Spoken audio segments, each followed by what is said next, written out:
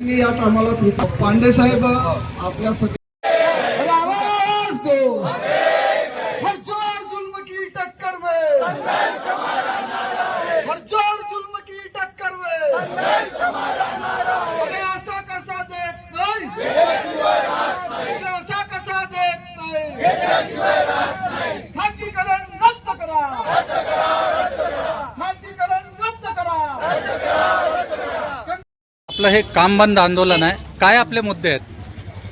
आमचं सगळ्यात जे मेन मुद्दा आहे की हे समांतर वीज वितरणचं जे निविदा आहे, Torrent power, Tata power, Adani power यांना हे जे खाजगीकरणाचं जे शासनाचं जे धोरण आहे, मेन धोरण, त्याच्या विरोधात आम्ही हे आंदोलन उभं केलेलं आहे. कारण की महावितरणचे जे आमचे सर्व्हिसेस आहे, आम्ही हे जे महावितरणला बरेच अवॉर्ड्स भेटलेले आहे.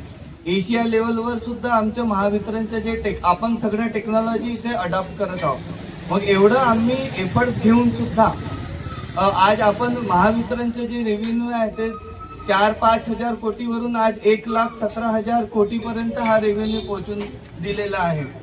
आणि आमच्याकडून जर हे मेट्रो सिटी, आता हे प्रायव्हेट खाजगी कंपनी कुठे निवेदन भरतात? नागपूर, संभाजीनगर, पुणे, मुंबई.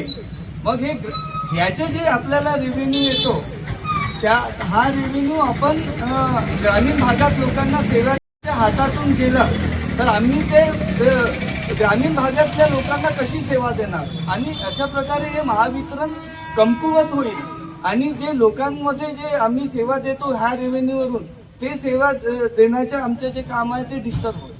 साधारणतः किती लोक आज काम बंद आंदोलनात सहभागी आहेत?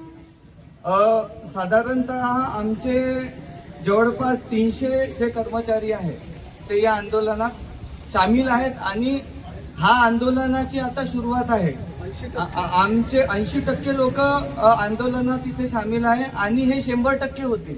कारण की आमचे काही युनियन जे आहे त्यांचे सुद्धा आम्हाला पाठिंबा आहे, पण ते डायरेक्टली आता आंदोलनात उतरले नाही. पण ते उद्यापासून या आंदोलन, कारण की हा जे आंदोलन आहे हे आमचे चालतच राहणार आहे खाजगीकरणाच्या विरोधात. आणि उद्यापासून आमचे सगळे जवळपास सगळे जे कर्मचारी आहे 100% कर्मचारी या आंदोलनात राहतील त्याच्या पुढे, जोपर्यंत हे खाजगीकरणाचे धोरण संपणार. 329 आमचे ऑलरेडी जे नवीन सबस्टेशन आहे ते खाजगी लोकांच्या हातात ऑलरेडी देण्यात आलेले आहे. त्याच्यानंतर आम्हाला हे जे पेन्शन, हे सगळ्या अधिकारी कर्मचाऱ्यांच्या सगळ्या स्टाफचा हा अधिकार आहे ते आमच्याकडून वर्षानुवर्षे हिरवून घेतलेला आहे. त्या पेन्शनचं पण आम्हाला मागणी आहे. त्याच्यानंतर आमचे जे बाह्यसूत्र कर्मचारी आहे जे आपल्या जीवाचं रान करून लोकांना सेवा देतात, इव्हन कोरोनामध्ये सुद्धा आमच्या लोकांनी, जरी आम्हाला तेवढं क्रेडिट भेटलं नसेल, पण आमच्या लोकांनी अहोरात्र मेहनत करून कोरोनाच्या काळात लोकांना वीज सेवा दिली.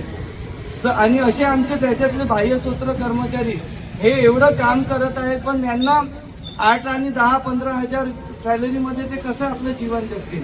तर त्यांना 24 तास त्यांची सेवा आहे तर त्यांना कायम करावं, कायमची त्यांना करावं.